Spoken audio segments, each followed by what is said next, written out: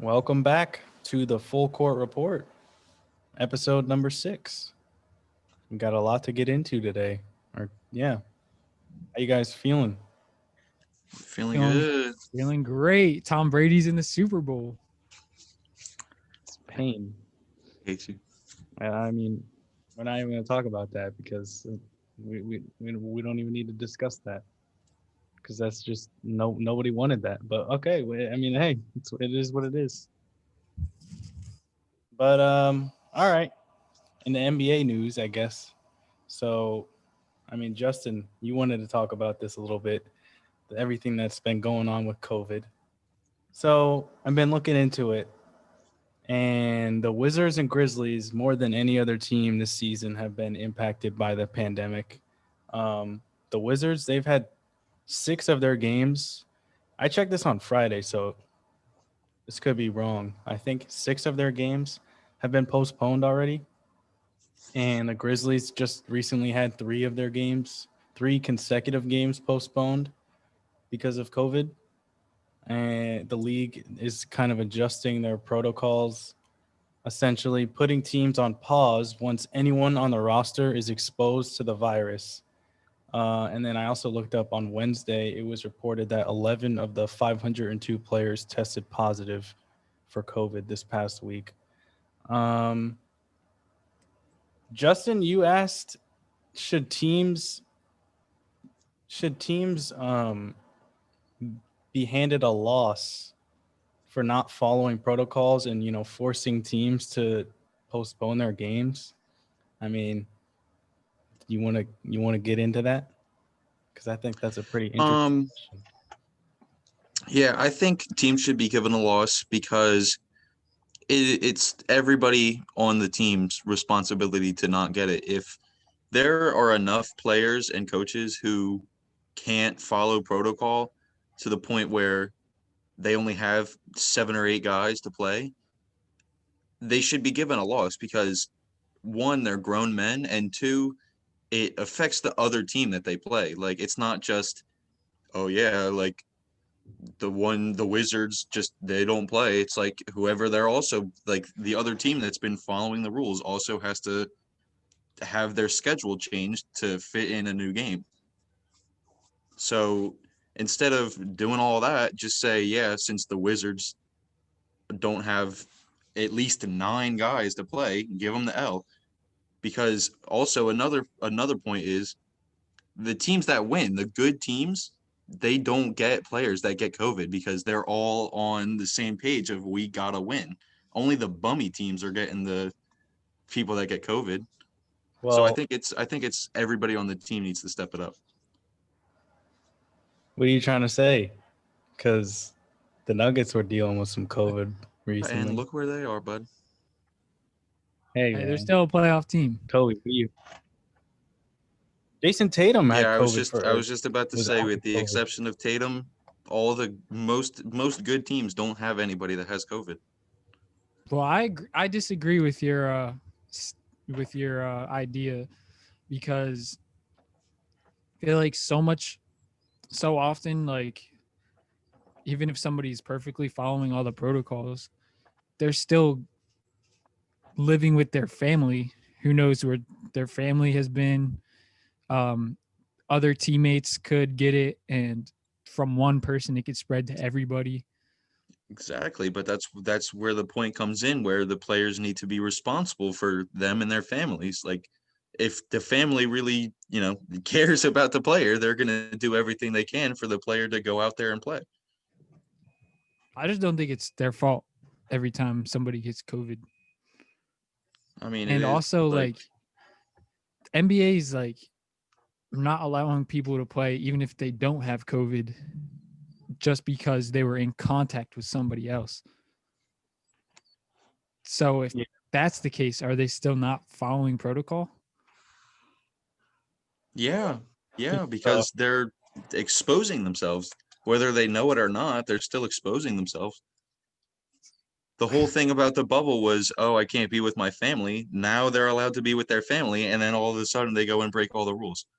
Well, they're allowed to be with their family, but like they're only allowed to go home and play basketball. Like they're not allowed to do anything else. Okay, well, realistically speaking, that should be all that they're doing. If they're NBA players and they're trying to win. All I'm saying, if I was in the league, I wouldn't be like James Harden out at the club every weekend. You would or would not? I would not be like that if I was in the league. Okay, well, I think he stopped doing that now that he's in Brooklyn. Did you see the thing with Kyrie Irving and Bam Adebayo after their game where they tried to? I think they tried to swap jerseys, and then whoever it was, the security there was like, "Nah, you guys can't do that," and he like pulled away Bam. Yeah, that's just ridiculous. That is the NBA being just overly cautious. Because if they're playing the game, putting their arms and like bodying each other, like what is the difference? Yeah, they're literally breathing on each other for like 48 minutes. Also, like when it's like that, it's more risk from the other people breaking them up than them actually swapping jerseys. It's just kind of ridiculous. Yeah, it's tough. I try to like parallel.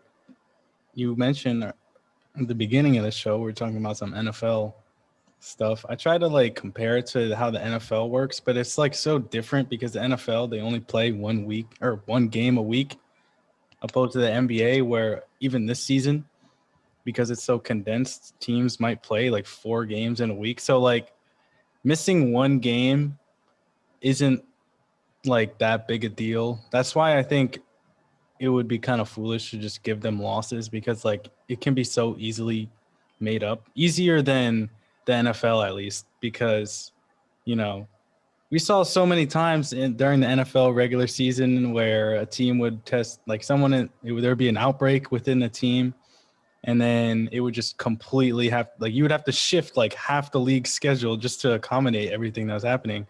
Because again, teams only play one time a week, but the NBA is different where you can just, make up that game, and it's pretty easy. So I don't know. I think it's fair. I think the punishments should be like pretty harsh because it's obviously a really serious matter, but to give them a loss, especially in a season where everything seems to be like it's going to be like, we'll get into the standings a little bit later when we talk about all these teams, but like it seems like it's very close this year with all the teams. So like one loss could like really be a big difference at the end of the season, It's a good point. Yeah. And that, I don't know. So I can understand that point. I don't know. It's just it's hard to gauge. Yeah. Well, and I guess one thing before we get into like our main thing that I'm kind of excited to talk about, but this just like pissed me off, and I think it pissed a lot of people off. But this inside the NBA, so the basketball show that airs on TNT whenever they broadcast a nationally televised game, the show with Ernie Johnson, Shaquille O'Neal, Charles Barkley, and Kenny the Jet Smith. So after the Utah Jazz took down the New Orleans Pelicans in an 11-point win for Utah, which was also their 7th straight win, Shaquille O'Neal criticized Donovan Mitchell after he posted a season-high 36 points and 7 rebounds in the win, saying, "You don't have what it takes to get to the next level. I said that on purpose, and I wanted you to hear it." What do you think about, or what do you have to say about that? That was during their like post-game interview that they do with whoever has like a really good game. I mean, it's just stupid. Like, what? I don't get it. Like, why say that? It makes no sense. And Donovan Mitchell was clearly like taken aback by the comments. He was just like, whatever. I mean, you can think whatever you want, but like, it's just so dumb. Like, I don't understand. And it was weird, or it was kind of funny because I think it was yesterday, Steph Curry passed Reggie Miller on the all-time 3-point list. And Reggie Miller was like praising Steph Curry, like, "Oh, this guy's great. This guy's incredible. Shout out to Steph Curry." And then you look at Shaq just like talking down on another player. And I was just like, it's so weird. I don't know. I thought it was really idiotic. I And mean, that's not the first time. I mean, yeah, go ahead. I could vent about this for this is stupid. well, I don't have a huge problem with what he said. I mean, I don't think he should have said it, but at the same time, like, was he wrong? No, he wasn't. He wasn't wrong. I mean, it's way too early to say. Donovan Mitchell is what, 23? Yeah, something like that. He's really young. 24? This is only his third year, I think. This is only his third year in the league. I think it's his fourth year. Yeah, this is his fourth year, in year 4, but he's 24 years old. Like, what? Why say that? Motivation. I think he's coming from a place where he wants to try to motivate him, but I don't think that's his job. Exactly. It's not his place. That's the whole point. Like, bro, you're on TV. Like, you're not there to coach him. You're not his But at the same time, he is on TV. He's a personality. He's gonna say crazy stuff. I feel like he's been there, or he's been here like time and time again, saying something about the player, you know what I mean? I don't know. I feel like this is different though. Like, to say Not that really. he's not good enough to get to that next level. I don't even mean like what the hell does that even mean, first of all? But like, what? Talking about elevating his team to like a championship, or being a elite superstar. Either one. I mean, I think as a Nuggets fan, I can assure you Donovan Mitchell is like that. He could definitely do like the fact that Utah in reality probably should have won that series last year. The one they blew a 3-1 lead. It was not Donovan Mitchell's fault. It was literally everyone else's fault but his. So to criticize him and no one else on that team, especially in the timing of it, was just so weird because he literally had the best game of his season so far, and Utah 7 straight wins. And then he was like, yeah, you're not good, basically. It just makes no sense. People are sleeping on the Jazz. The Jazz right now are third in the West at 11-4. I think last time I checked, they were 11-4. Well, I think they were on like a huge winning streak. Yeah. 7 straight wins. Yeah, I mean, this whole thing's been blowing up on Twitter and Instagram. Everybody's talking about it. Everybody's saying something about it. Most of like the old heads who are like in Shaq's era, like, you know, like all the people that were on the panel, they probably, like, most of them on Instagram have been saying like, oh, this era is like soft, like Donovan Mitchell needs to take this as like he needs to start putting in more work. Like, it's not Shaq wasn't coming. He didn't have negative intentions, but he did have intentions to stir something up, I think, between like the new era, like the soft era, like our era, and then Shaq's era. Because that's what it was like when he was coming into the league. All the people who were just retiring or people who were in Shaq's stance now, they did the same thing to him. We're like, oh, we don't think you really got it in you. You're just a big old bitch. Like, we don't really think you're that nice at ball. And then he went and proved them wrong. So that might be what Shaq's trying to do. But Kevin Durant and LeBron had something to say about it on Twitter. I don't know if you guys have seen this, but Kevin Durant tweeted, quote, "Them old heads need to go enjoy retirement. Like you said, Jorie, these boys have coaches they work with every day." Like, Shaq doesn't need to be that guy to say, you can step it up. You can get us to the finals or the conference championship. And then LeBron said, there's a difference between constructive criticism and soft hating. You can hear it in their delivery. He's right. I like what LeBron said there because the way Shaq said it, it sounded like he was hating. Like, it sounded like he didn't want Donovan Mitchell to excel his game. Like, it'd be one thing if Shaq was like, oh, Donovan Mitchell needs to do this better, that better. But he was just like, no, you're not good enough. Like, that's basically, I'm like, what? Like, you're not even going to say why he's not good enough, or like, what is the reason that you think he's not good enough to get to that next level? You're just going to say he can't do it? That doesn't make sense. You could tell Shaq was salty when Donovan Mitchell was just like, all right, like, okay. I don't care that you don't think that. Shaq was like, "That's all you got to say." It's so dumb. Nah, I can't hit on Shaq. I can't hit on Shaq. I also feel this way because after a Nuggets game, he told Jokic he thought he was Russian, and I'm like, come on, bro. This man that is was just Shaq hate. That was just one of the Shaq best- hating on the new breed of a big man of the 5 position. He was just hating that not everybody's post up big body anymore. And Charles Barkley, who's the co-host I mentioned, he's had his fair share of pretty controversial moments already this season. I don't remember the game that he was broadcasting, but Barkley was like, I don't understand why all these media members get to analyze basketball because most of them had never played at that level in their lives. And he was like, yeah, these media members, they'd never accomplished anything in their lives. And he said that, and I was just like, what? He's like, just because someone in the media isn't like a 6'8" freakish athlete that can play in the NBA, it doesn't mean they haven't accomplished anything in their lives. That doesn't make sense. It was so stupid. I don't know. This year is weird for inside the NBA. I don't think it's changed really at all, is. though. I think it's No, but they've been like, it's a different vibe because normally it's just pretty like comedic. Like you go there and it's a fun show, but like there was even an interview with Kevin Durant, I think, where Kevin Durant was giving like one-word answers the whole time because he was just pissed off. well, KD doesn't really like either of them, to be honest.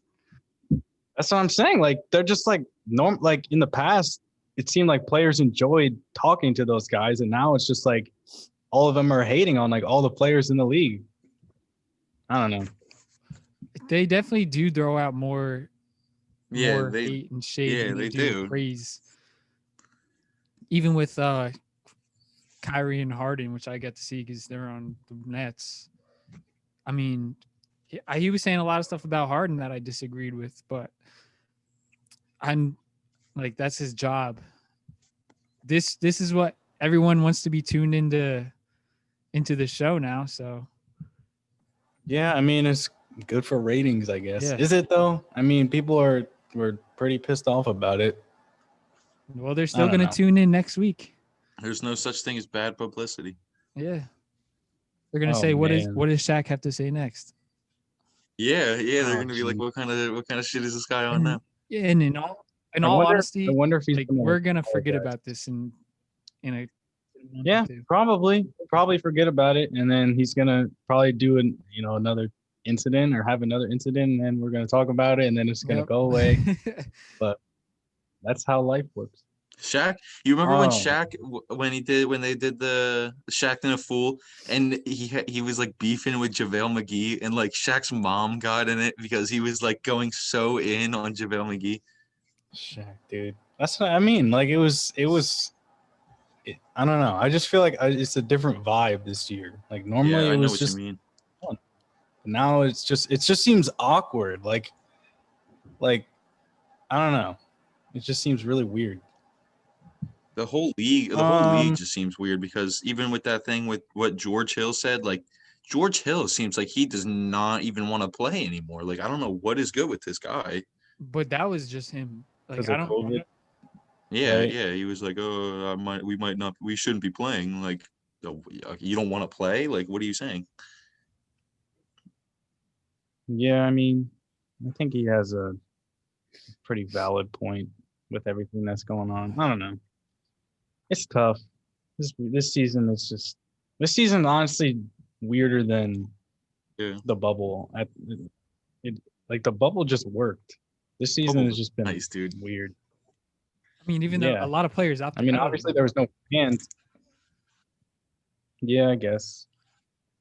The thing about the bubble is like there was no fans, but there's still no fans, and the NBA is struggling to contain the virus. Like at least the bubble worked in that sense, you know? That's true. Now it's just like awkward, and now everyone's missing games because of COVID, and just a whole lot of nonsense. Well, this is the main portion of the show, I guess. So we can finally talk about some trends that I found. I think there's 7 that we can talk about. But I got about just to preface this, I got all of these statistics this morning. I checked them this morning. So Sunday, January 24th, the day we're recording. That was before all the games. So basically, again, tread or dead end. I gathered a list of players and teams with specific statistics and trends that have transpired to begin the season. And our job is to decide whether we believe it's a tread or a dead end. So, first up, we have the New York Knicks defense. New York is currently first in the NBA in opponents' points per game, allowing just 102.8 points per game.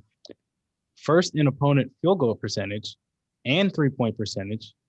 And they're also ninth in the league in field goal percentage within 3 feet of the basket. So basically like layups and dunks and things like that. So do you guys think the Knicks, I mean, they essentially have the best defense in the NBA. I mean, one of the best defenses in the NBA. Do you think that's something that'll hold up throughout the rest of the season? Trend, baby. It's a trend. Upward trend. It's an upward trend. We're only going to get better. Tibbs might be. I tried to tell you, Tom Thibodeau, bro. I literally tried to tell you in the offseason when he got hired, he's gonna be a nice coach. Tom Thibodeau might be the greatest defensive mind basketball has ever seen. Oh man.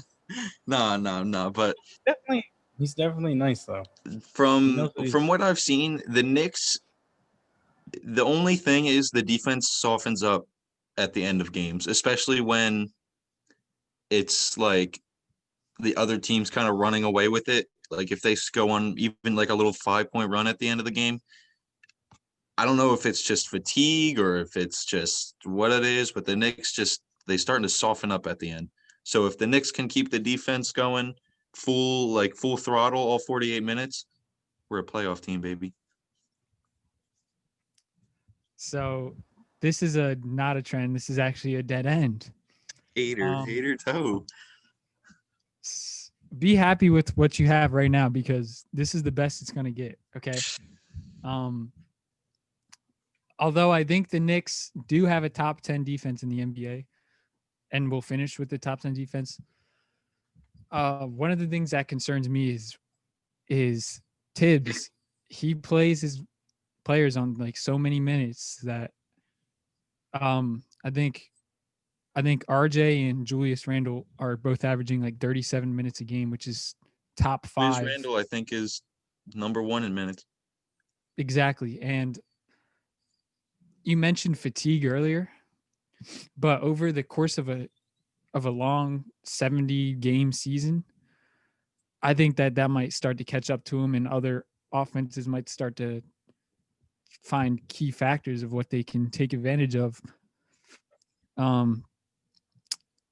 I have been impressed with RJ Barrett's defense, I must admit.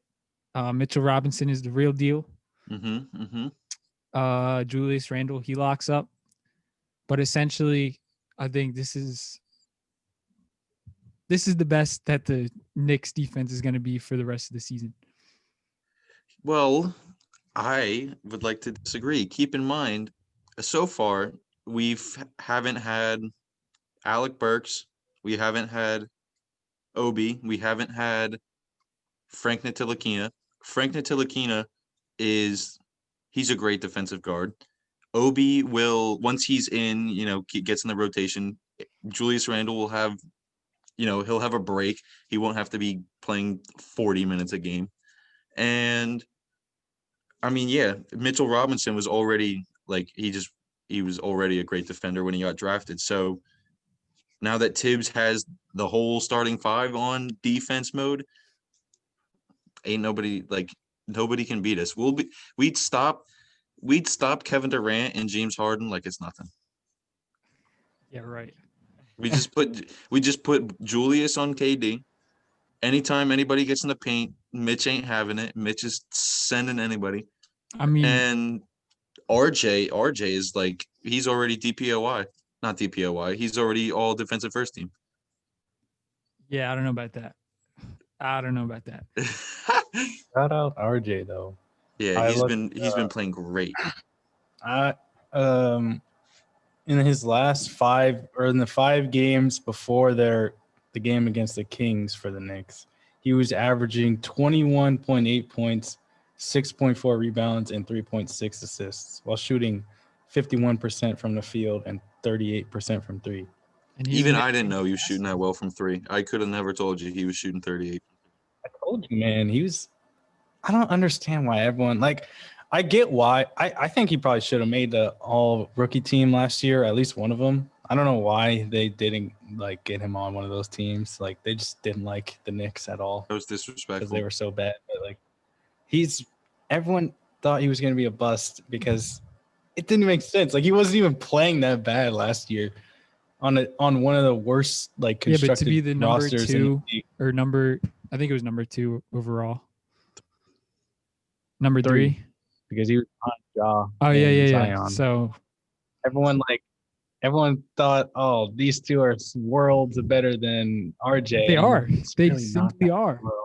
Really not. It's really not. It's really not. Zion doesn't play defense. He doesn't even play defense anymore. Zion is just a freaking freak of nature who can just bully his way into 30 points a game. Ja is, I like Ja. You know how much I like Ja Morant, but we got to stop saying Zion is just the next LeBron and RJ is just some RJ's scrub. the next T-Mac. I've been trying to say this. He's the next T-Mac. Okay, but then you got to put some respect on Zion's name, bro. I think he's nice. I don't think he's terrible. I just don't. I think people give him way too much credit for the fact that, I don't know. I just think that he gets way too much credit. He's built like a middle linebacker. He could just run through anybody. Literally, before he even came into the league, people were like, oh, he's probably a top 30 player in the NBA. I'm like, that doesn't make sense. And then he didn't even play for half the season because of an injury. What? Yeah, but can we relax? Can we chill out? What? Well, I'm not saying he's the next LeBron, but he can definitely be a superstar. I think at the moment Zion is better than RJ. So can RJ. Once the Knicks I feel like the Knicks are a piece away. I feel I don't know. I feel like they need one more piece. I don't know where in the rotation, but I feel like they need one more player that can have a really high ceiling that can grow with a young. Need to get Zach LaVine. We need. I don't know. That maybe. Zach LaVine is tough. Zach LaVine is very tough. Yes, sir. Yes, sir. But I don't know. I don't think he should go to a team like the Knicks. I feel like he should go to a championship contender. Facts. Zach LaVine is so tough. Zach LaVine is underrated. Because everyone thinks he puts up numbers just because he's on the Bulls, but dude, if you're averaging however he probably averages 25, 26 a game, there's literally 10 players in the league that can do that. Just because he's on the Bulls doesn't mean that it makes it any worse, Kind of does. Yeah, maybe it kind of does. Because if he was on a contender, he wouldn't be averaging the same amount. You don't know that. Yeah, like what you said, Jorie. If he was on, he wouldn't have the role. If he got traded to the Mavericks, he's not putting up 25 a game. He's not even putting up 20. I don't think. He might be the second best player on that team if he got to the Mavericks. But the difference. Oh yeah, he would be even with Kristaps. But the difference is, Doncic's numbers won't go down. Levine's will. Maybe one last thing about the Knicks before we move on. Austin Rivers, I remember a quote that he said at the beginning of the season. He was like, I've been on some bad teams in the past, and this is not one of them. And then he was like, everyone underestimated the Knicks heading into this season. Everyone thought we were going to be ass. But, he's like, this team is different. They're hungry. Yes, sir. I'm like, yes, that's sir. tough. Austin Rivers. I like that guy. I like him a lot. I like Austin.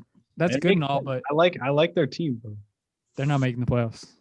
They're making the playoffs. They're not. They're making the playoffs. They're lucky if they're a 10th seed play-in. They might make the play-in tournament. They are making the playoffs. They're making the playoffs. I don't think so. I don't think so. I don't think you want to make the playoffs though. I honestly don't Well, think it's too late for us to No, they throw the season and get a good draft pick. Oh, I I'm mean, we saying, can like, get a top 20 I was draft pick, but okay. We should move on, but like I was listening to another show. They were talking about Giannis and the Bucks, and they were saying like the Bucks might have been too good too fast.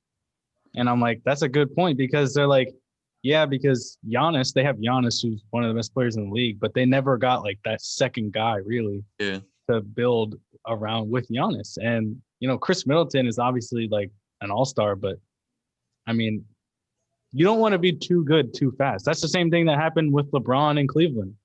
Like, they just instantly became one of the best teams in the league, and they only had LeBron really. Like, you don't want to be like, so Yeah, I know what you mean. They peak too fast. exactly. that's what people were saying with the Heat too.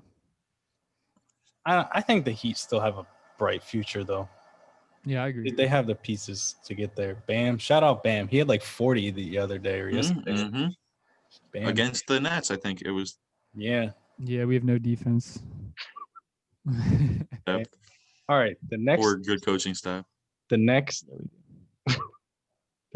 player that I guess the first player that we can talk about is Jerami Grant, who might be the most improved player this season, depending on, how you look at it, how you view it. But he's posted a career high in points at 24.3, which is 16th in the league. Assists, rebounds, steals, minutes, and field goals made this season. But last I checked, the Pistons have the worst record in the NBA. So it really hasn't really amounted to anything. But hey, the fact that he went from averaging like 13 a game with the Nuggets last season to one of the best scorers in the league is pretty crazy. So, I mean, do you guys have much to say about Jerami Grant and his? Yeah, first of all, you got to hold this L for the Nuggets not That's the re-signing thing. him. Like, I don't think he would have been doing this for Denver. No. Probably not, but still. That's why he's doing it, because he's like Zach LaVine. He's on a trash team, so he can do whatever he wants. No, I really don't think he didn't have it in him, because there was flashes last year where he would have like games where he would have like 25 or something. Oh yeah. He But, played like, great in the bubble. But like, he literally just wanted a bigger role. Like the Nuggets were not going to let him be that like the number one. Yeah. That's the thing. Like when you have Jokic and you have Jamal Murray, like they just weren't going to let that happen. Like at best, he was probably going to be third, and that's even questionable. Yeah, I think they would have given MPJ. Yeah, Exactly. they would have given him that third spot. So, Deservedly. It's pain. It hurts the fact that he left, man. But good for him, betting on himself and showing out this season. That's Yeah. That was a smooth move. He might just win most improved player too. Yeah. Even though I still think it's going to be Christian Wood. Maybe. Their stats are actually very, very similar. Jerami Grant, even though he's on the Pistons and they stink, he didn't he got in a pretty good spot. He's able to play with D Rose and Blake. D Rose is still a good point guard. Like he's still a starting point guard, and Blake is really like him. Like Blake plays like Jerami Grant. Jerami Grant plays like Blake. They have a similar game that relies heavily on athleticism. Blake Griffin still hasn't gotten a dunk this year.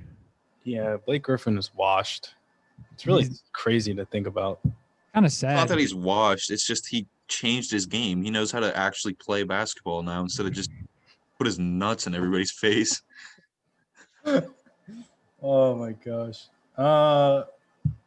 Yeah, I think you said that the Pistons.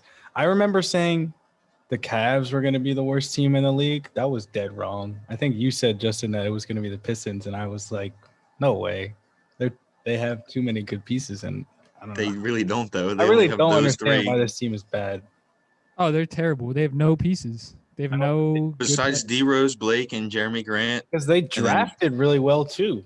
Yeah, and then he got injured, sadly. But 7 games in his career. So tough. Shit. Not to mention, they also lost Luke Kennard. Kennard. And don't stop sleeping on him just because he's on the Clippers, Leonard. bro. He's actually nice. Luke Kennard is not doing nothing. Yes, he is. He's a great shooter. Clippers, I think they have the best. I think they're in first in the West. I think. I think they're tied with the Lakers. Yeah. So, shout out. We'll talk about the Clippers a little bit later. But yeah, I mean, is there anything else you want to say on? Nah, I just want you to hold this L for not re-signing him and selling the bag. All right, let's talk about it then, because we might have taken an L losing Jerami Grant, but Jokic, he might be the best player in the league this season. He really might be. He really might be the MVP. Maybe if you guys were playing better. Let's have a discussion, because Jokic right now. Okay, I got the stats. I got the statistics. He's averaging a career high in points at 25.8, which is 12th in the NBA. Rebounds, career high in rebounds at 12, which is 6th in the NBA. He's second in the NBA in assists, second as a center at 9.6. That's crazy. He's 4th in the NBA in steals at 1.9. He's first in PER, win shares, and box plus minus. He's statistically, I don't know how I found this, the best mid-range shooter of the last 24 years. He's shooting 62.5% from mid-range, who the only player in NBA history who's done that in the last 24 years was Steph Curry. And he's first in double-doubles and tied for first in triple-doubles. He's literally done everything for the Nuggets, and basically the only reason they have any wins. Exactly. I was just about to say. And he had a career high 22 rebounds against the Suns last night in a win. 29 and 22. Yeah, well, maybe if they were a top 3 seed, if they were top 3, they were top 3, he'd be MVP. In the West. Nah, I feel like, I mean, Russell Westbrook got an MVP like 4 years ago or 3 years ago when they were 6th in the West.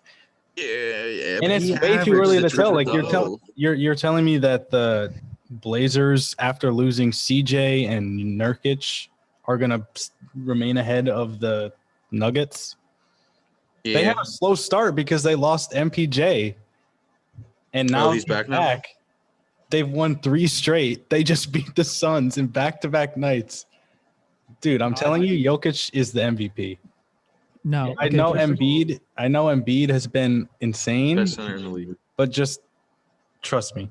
No, I'm not. This isn't even my Nuggets fandom talking. It is. He's legitimately been the best player in the league. Jorie, here's a problem. Take him off the Nuggets. They are literally the worst team in the NBA. Yeah, because they are though. They are. They're trash. Jorie, here's one big problem with your hypothesis. Oh my gosh. MVP award usually goes to like a good narrative or story that's been going on throughout the season.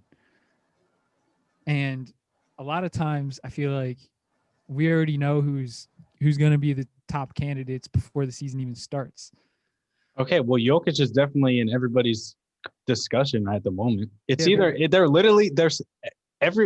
you go and look at MVP rankings right now, it's the top 3. It's Embiid, Jokic, and then someone else, probably like LeBron, Kevin Durant, or whoever else. Yeah, Kevin Durant. I've seen Curry in a lot of them. But Jokic and Embiid are always there. I just don't see it. I don't see it happening.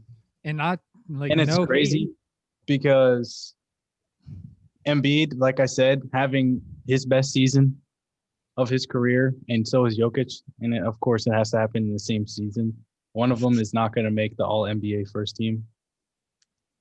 Ooh. Oh, we've seen. And that's not true to think about. That's not true. They could slap either one of them in there as like a power forward. They could have done that last year with Jokic and Anthony Davis, but they just gave Davis the center spot for no reason and then screwed Jokic. Because they're Lakers biased. So that's what's going to happen again. And one of them is going to be an All-NBA second team player somehow, despite the fact that they're probably the 2 best players in the league.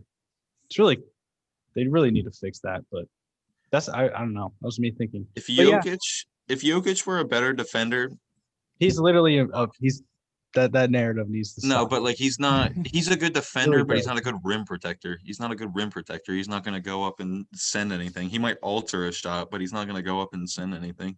I mean, the Nuggets are just never going to have a good defense, period. As long as Jokic is their star player, like they're never going to have like a super great defense unless they just get only defensive players around him. Or if they had Tibbs. But the fact that their young core has MPJ and Jamal Murray, like it's all offense in Denver. MPJ could be a good defender. Yeah, he had a nice little block yesterday. He had a nice little block. I was like, okay, MPJ, I see you. Yeah, No, they but could it's take the Embiid. block. Embiid for MVP. I'm still calling it. I can't remember what episode I said it in, but he's the MVP. KD has to go to Kevin Durant. I think Really now that doesn't. Harden is there, it's going to be way too hard to get to really show out with those three. It's going to be too tough. But that's the thing, man. Jokic is going to get snubbed, and it's going to really piss me off. Yeah, well, He's Sucks to literally suck. been the best player in the league. But Embiid deserves it more. and it's not They're a even better me team. like, hating on Embiid because I honestly like Embiid, and it's weird because it's just like for the last like 3 years probably it's always been Jokic versus Embiid, but it is what it is. We're also only a quarter of the way through the season, so a lot of stuff could happen. Yeah. All right. Well, moving on. A team that I feel like nobody has been talking about that much is the San Antonio Spurs. And their kind of resurgence after missing the playoffs for the first time in 23 seasons, which is still nuts to think about. They're currently 8-8, which is tied for 8th in the Western Conference with the Warriors and Mavericks. And then the Suns are 8-7. That's the thing I was saying earlier. Like all these teams are separated by like one game. So like one loss. I mean, again, like you just said, it's early, but like one loss could really make a big difference this season. But the team has 7 players averaging at least 11.7 points per game. And their young core with DeJounte Murray, Keldon Johnson, and Lonnie Walker are all averaging career highs in points, rebounds, and assists. And DeMar DeRozan is also averaging a career high in assists, which ranks he's averaging 6.8 per game, which is 11th in the NBA this season. So have you guys seen from the Spurs? What year is Keldon Johnson in his career? I think this is sophomore, second year. I think he was a rookie last season. Because I've had him in 2K before, and he's nice. Yeah, he's second season. Yeah, I like Keldon Johnson. Kentucky. I'm telling you. I mean, another the Spurs guy will be from nice. Kentucky that's gonna just be good just because he went to Kentucky.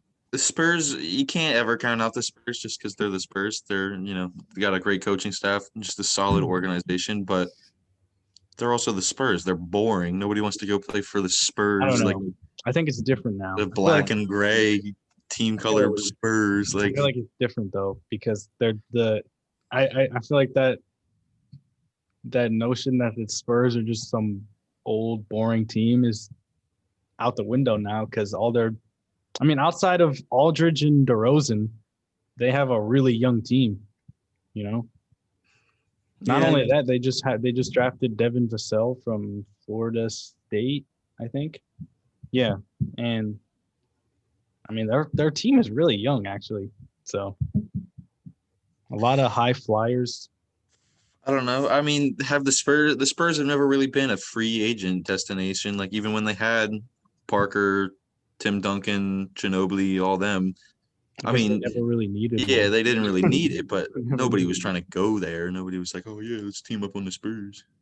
I feel like it's one of those teams where like once they get good enough, it's like the role players that they need to win championships are gonna just show up because it's like why not play for a title contender? I mean, I see them making like a 10th, 9th seed playing spot. Yeah. And they're one of those teams that like they're super solid defensively, so they'll make it tough for like any team really that they're playing. But I don't really see them as like sort of that middle pack playoff team I think if they make the playoffs, it'll be 9th or 10th seed because I just don't think that they have the talent that other teams out west have. That's fair. At least scoring. I think I agree with that. And I don't like how I don't like the DeMar DeRozan slander. Like just because he doesn't put up the points he used to doesn't mean he's not as good as a player. He's probably a better player now. He knows how he can shoot better. He knows how to facilitate an offense better. Yeah. I mean, also when he was on the Raptors, it was really just him and Lowry. Like they were doing everything for that team. So now that he's on a team that has more guys spread out, obviously the scoring is going to go down. Yeah. Shout out DeMar DeRozan, man. He's been solid. He's always been one of my favorite players. Yeah. Yeah. But yeah, shout out the Spurs. Like their future. I don't like the Spurs. I wonder how much longer Greg Popovich is going to be a coach. That guy's going to die on the court, bro. Oh He'll my. never give up. He'll never give up coaching. Wow. You're probably right. Nah, I feel like this might be his last year. Nah, I feel like if it were going to be his last year, it would have been last year because it was the first time he hadn't played. He didn't make the playoffs. That's what I was saying. He should have retired already. He should have been after Duncan retired. He should have been calling it a wrap. Dude, I was listening to a show with Tim Duncan talking about like his experience as a coach because he coached with them for like one season, I think. I don't think he's there anymore. But he was saying like that shit was hard. Like that shit was like I think he was like saying one game Popovich got thrown out and he was like, dude, I had no idea what I was doing. I was like, this shit was tough. Like I had to manage like the timeouts and the substitutions. Like it's a lot. He's like, it was a lot more thinking than people really consider because everyone's like, oh, when you have good players, like, oh, it's so easy to be a coach. But he was like, nah, it's like way harder than people realize because you really have to like be weary of everything that's going on. Well, I mean, that team also sucked. So, like, you got to be like on top of your game. Yeah. Oh man. All right. Well, we can move on. Another player. Myles Turner. I don't think I just said he's having one of the best defensive seasons of all time. That's probably a stretch, but he's been very good defensively this season. I might not be through 12. I think it's 13 games now, averaging 4.1 blocks per game, which is obviously leading the league, which is also the 15th highest, would be the 15th highest mark in NBA history and the best since Dikembe Mutombo in 1996. His block percentage of 10.9% is first and would also be the highest in NBA history. And he's 7th in defensive rating and 11th in defensive win shares and 5th in defensive plus minus. So Myles Turner, and a lot of people don't think he's a defensive player of the year. People, I think it was Bleacher Report, maybe they like announced like top 3 candidates for every award, and he wasn't even on there. And he's like literally been the best player defensively this season. Blasphemous. I feel like DPOY is one of those awards. Is like it might be the award where it's like depending on who's like like in their prime, they're only going to give it to one of 3 people. Like they're still only going to give it to either Gobert, Giannis, AD. Yeah. Like I hope they give it to him because I've always liked this guy. I've always liked Myles Turner. I remember when he got drafted, they made fun of the way that he runs. They were like, "Oh, this guy's not going to be good in the NBA because he runs like a weirdo." I was like, "What?" But I don't know. I love him. The big men on the Pacers are the reason that they're doing so well. I agree. And Malcolm Brogdon, don't sleep on that guy. I don't like that guy. No, they have a squad. No, the Pacers are like actually very, very. They haven't been playing that well though. They're only like I think they're only like 8-8 right now. Yeah, I think they lost today to the Raptors. I think they started off the season. I think they were like 6-2. Yeah. No, that team is deep.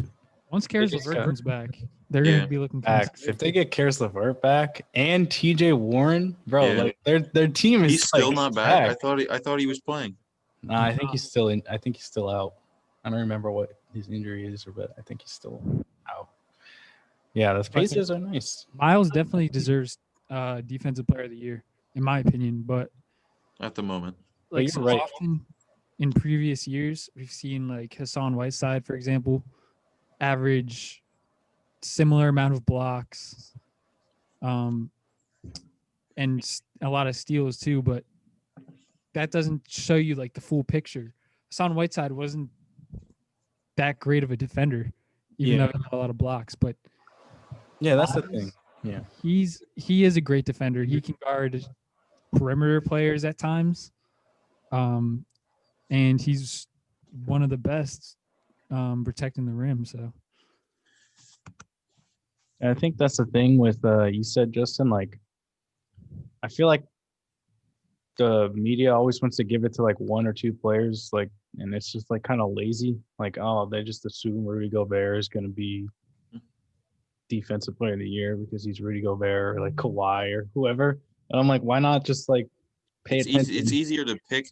Yeah, exactly. It's easier to pick a award like the DPOY because 9 times out of 10 it's going to be a big man, so they only really have to focus on a couple of guys.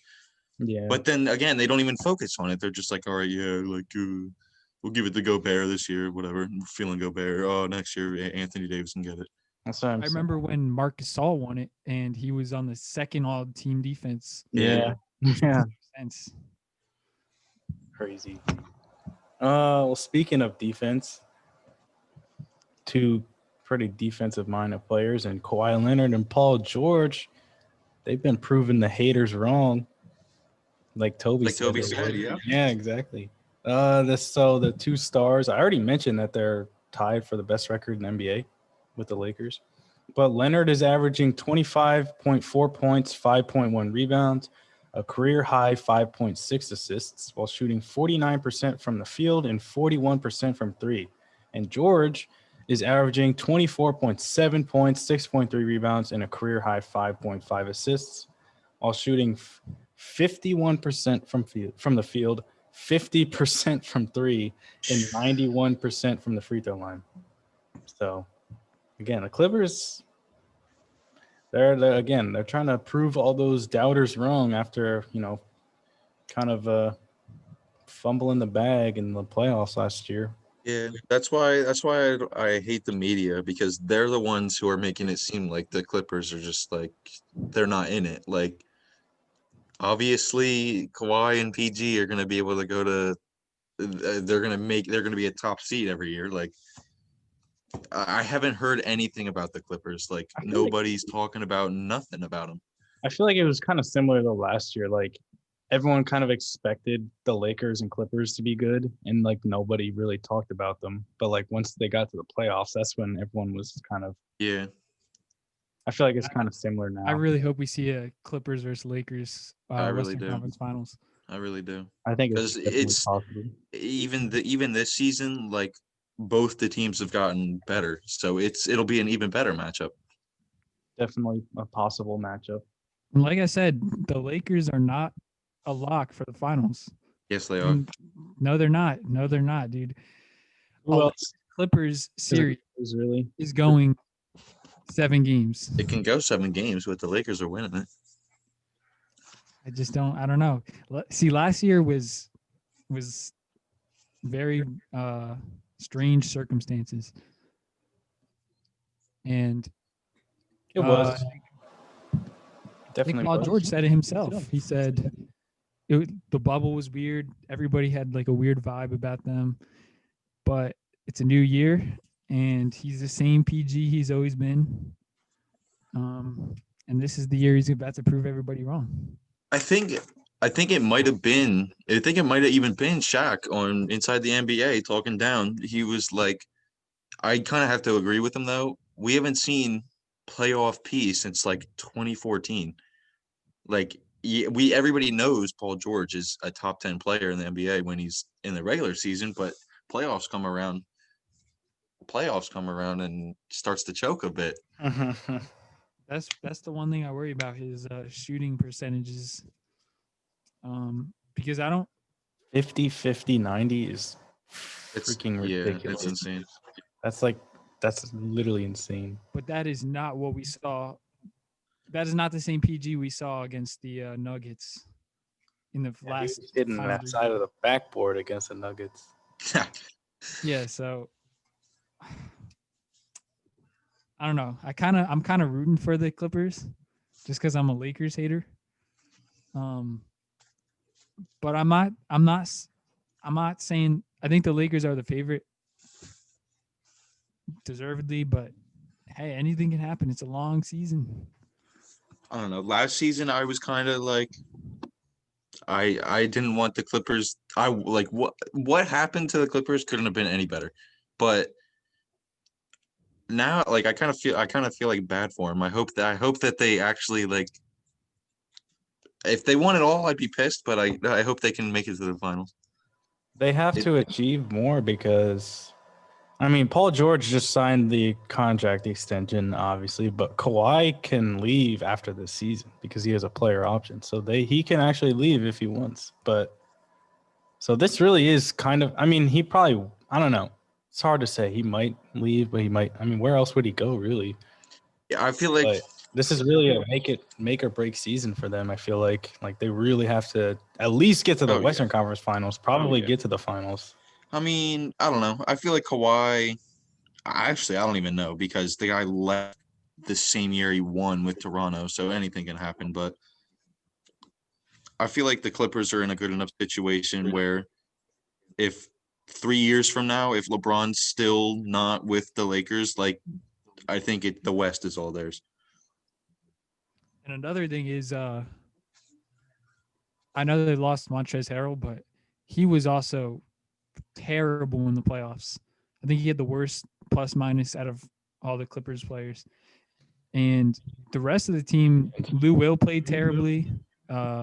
Defense. Nobody, I mean, Yeah, Lou Will isn't even like playing anymore. Like his role with the team is like pretty much gone now. Like he's like barely playing. He's anymore. old now. He's like getting old. He might. Yeah, I but- think he's like 35 now. just 2 seasons ago, he was like 6th man of the year. It's probably for the better though.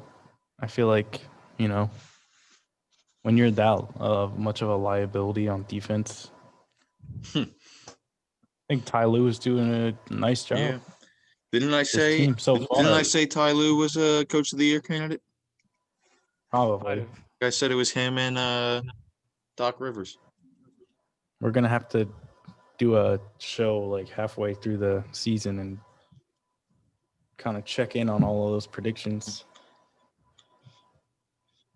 Okay. Well, I guess our last thing is the Warriors, specifically James Wiseman. But we can talk about the Warriors as a team. So James Wiseman, who was drafted second overall in this last year's draft, he's second in scoring amongst rookies at 11.8, second in rebounding at 6.1, and first in blocks, which is not very surprising. But the Warriors, as I mentioned a little bit earlier, they're tied for 8th in the West with the Spurs and Mavericks. And they also own Minnesota's first-round pick in the 2021 NBA draft, but it's top 3 protected. So, Ooh, I didn't know that. Yeah, so they might actually not end up acquiring that because the Timberwolves are, I believe, right now the second worst team in the NBA behind the Pistons, or in front of the Pistons, technically. But yeah, I mean, what have you guys seen from James Wiseman? All I gotta say is I'm on fire with those episode 1 predictions because I also predicted that he would have the best career out of all of the rookies when it's all said and done. And so far, I think I'm right. Well, maybe. I mean, I think he landed in the best. I was just about to say that he couldn't have landed in a better spot. The one thing that the Warriors have needed through this whole part of their dynasty is a quality center, and now they got it, baby. But their dynasty is over now. Okay, Is it no, though? I wanna, because I literally, okay, I don't remember when I wrote this, but I write for the radio station I work at my school. I probably wrote this, maybe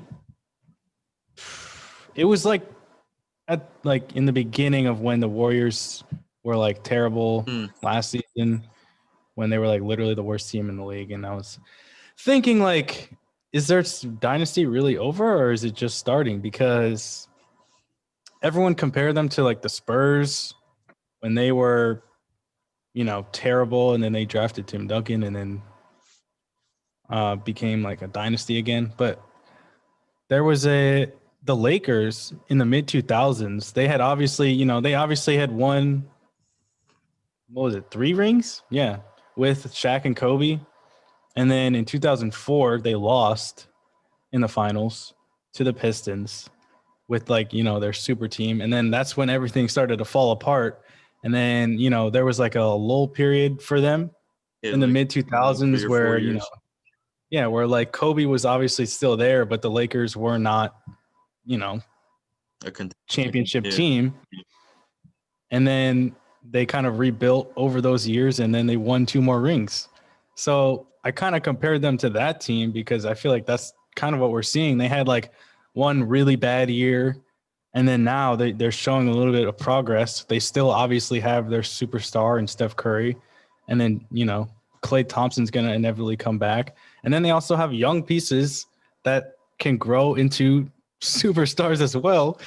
And if they get their pick from the Timberwolves, that's another player that they could build around. So it really could just be starting. Like, yeah, Steph Curry is like 30 years old or 31, but like I'm In telling you, today's like he's a NBA, player. that's He's a like player that can age, very yeah, well. yeah. Today's Same NBA, he thing with might be Klay able to play till Thompson. like 40. Same thing with Klay Thompson. Even after the injuries, like those 2 guys can definitely play like into their late 30s. Hmm. It's scary to think about because everybody was saying this year, like, oh, the Nets aren't going to be nothing because KD isn't going to come back the same. But he has. KD, I think he's isn't he like top 3 in scoring right now? I think so. Yeah. feel like- So like Clay has the same injury, right? He tore his Achilles. Unfortunately. Yeah. So I mean, Clay will probably come back fine. They got James Wiseman. Draymond sucks, but he's the glue to the team.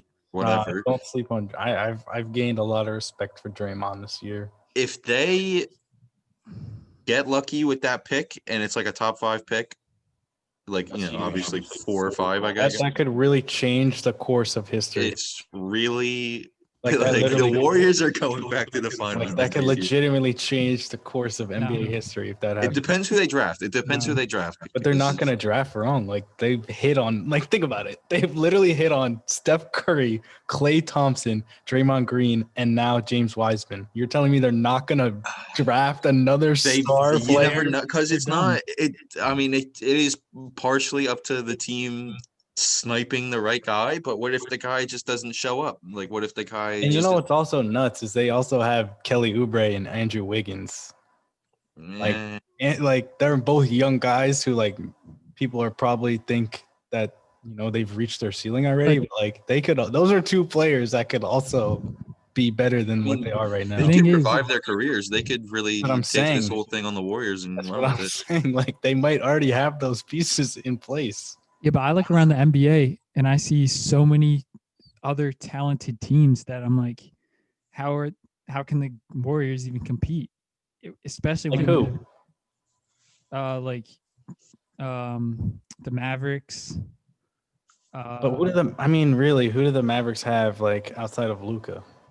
Like the Mavericks, like of Chris they have Mavis. Luka, but he's always hurt, man. I'm telling you. They're still both like 2 young players.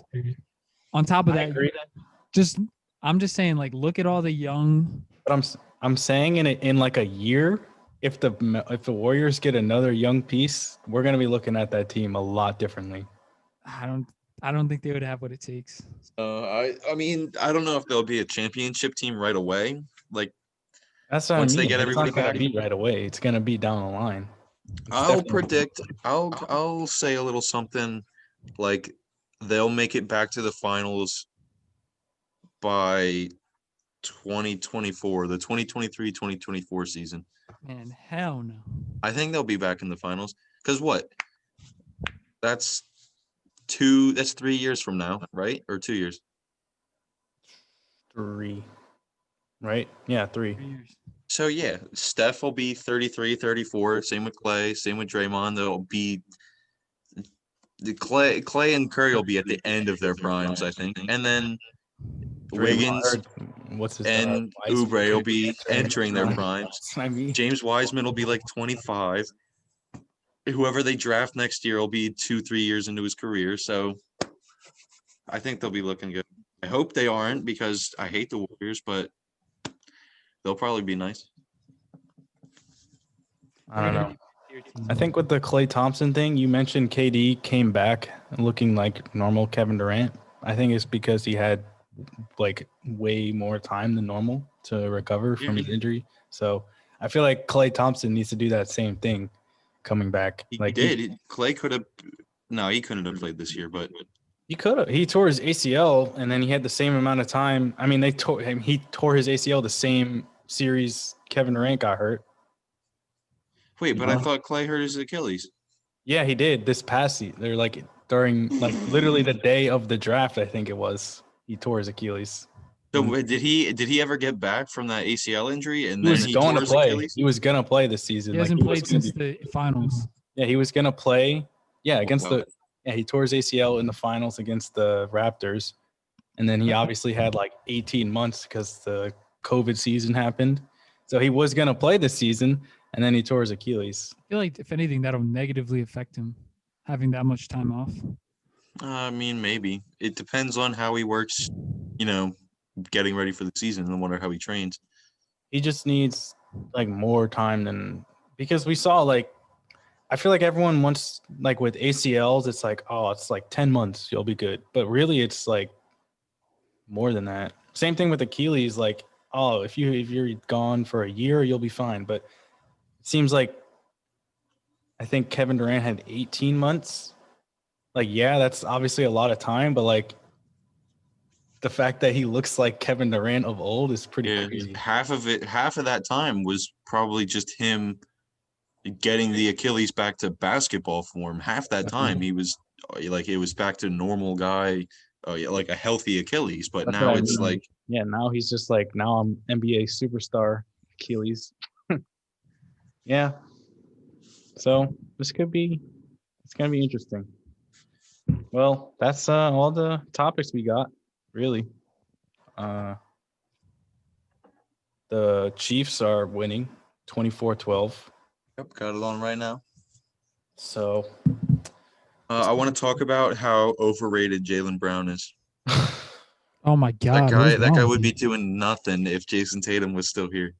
If he didn't have to step up. Well, Jason Tatum is coming back tomorrow, I think. Monday, I guess I should say. I don't know. That just might be my Celtics hater, my inner Celtics hater coming out. But Jaylen Brown is very tough. Nah. Jaylen Brown has 33 points at the moment against the Cavs, and it's the third quarter. So, man. That's a cold take. Hold that L. I don't know. And he had like 40. Yeah, he did go off the other night. 41 or 42 against the Sixers. And he's locked down. He's just a bucket, man. Everyone thought that guy was going to be ass when they drafted him. No, he's a system player. If he wasn't on the Celtics, he would be nothing. I disagree, bro. He's a mid-range sniper. How does it feel, Toby, that you gave the Celtics their two best players? Arguably, like two top 20 players in the league. How does it feel? I mean, I'd rather have KD and Kyrie than Tatum and Brown. Oh, my gosh. That's really crazy, bro. I really hate how your teams are like solidified playoff teams, and you just need a superstar. That's it. Once you get one, you're we don't even have a superstar. Our best player is Julius Randle. RJ definitely is that guy. He's gonna be T-Mac. He's gonna be the next T-Mac. He's gonna be bum ass RJ Barrett. RJ is gonna be nice. I like RJ. You're just mad because you've never drafted anybody nice, Toby. They would drafted Karis LeVert. Yeah, and RJ's already better than him. He's gone.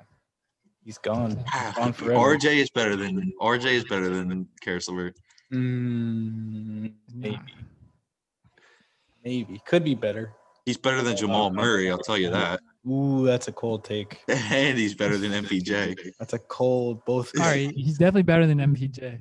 I don't know. I don't even know about that. MPJ, the thing with MPJ is that guy is like, he'll take shots that just make you so mad, but then it goes in, and then you're just like, whatever.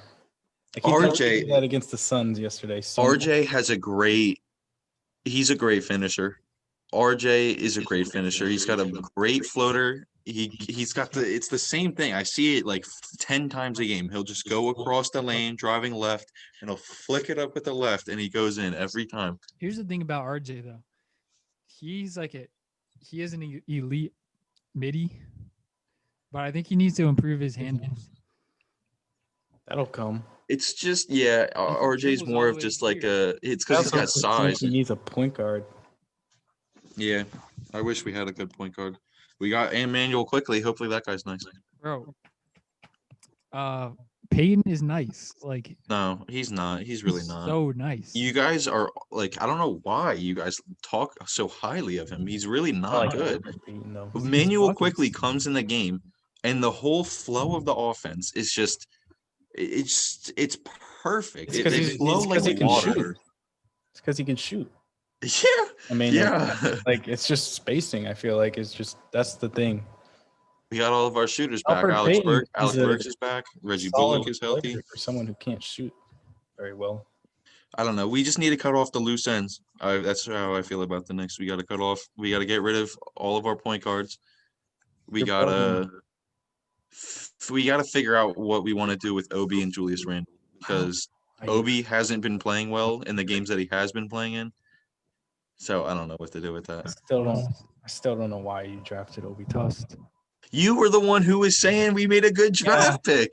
I mean, again, I do like Obi Toppin. Like I like him as a player, but like on the Knicks, you and Spencer. I think it was because Halliburton fell, and I was like, bro, take Tyrese Halliburton. He's not please. And they took Toppin because I was thinking Halliburton was gonna go to the Pistons, who had the 7th pick, and the Knicks had the 8th pick, and I was like, holy shit, you could get Tyrese Halliburton instead of Obi Toppin. Do that. And then they took Toppin, and I was just like, Halliburton's not that good. No, come on now, Toby. If we had Halliburton, we'd be looking a lot better, I think. Because then you could have hasn't really played that much. Yeah, but when he has been playing, he plays like trash. I'm not saying he can't be good, but it just makes more sense to me to take a. That's why I was saying we need to trade Julius Randle because we drafted Obi, but because it seems like you already have that position solidified with Julius Randle. Like you keep saying, like that guy's been playing like an all-star, and now you just drafted another power forward, like who plays somewhat similarly. I don't know. It's just Knicks are fucked. They're fucked. I mean, we're a playoff team, so we're a playoff team. I hope you guys are a playoff team. Let's see Josh Allen, 3rd and 3 at the 9-yard line. And incomplete. Well, it seems like I'm gonna owe somebody some money. Unfortunately. Only if they win. Only if the Chiefs win at all. Stand it, man. This NFL season sucked. What kind of bets you want to make, Toby? You trying to lose more money? Who you got for the Bills versus Chiefs? Obviously the Chiefs. Who you got versus Chiefs versus Bucks? Basically the Chiefs. All right, so let's bet because I got Tom Brady. Okay, how much you want to put down? Oh man, live betting on the show. How about that? Let's make it 30. Damn. Okay.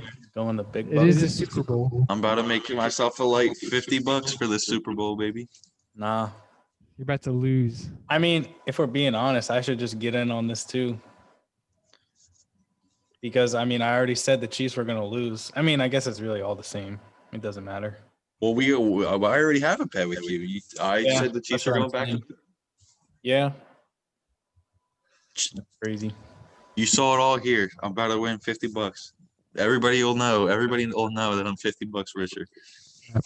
Tough. Very tough. Well, that's all we got. Is there anything else? I mean, I think that's everything. Yeah. Follow us on social media. Yep. Facts. Follow us on the socials, bro. All right. Well, until next time, thanks for listening, everyone.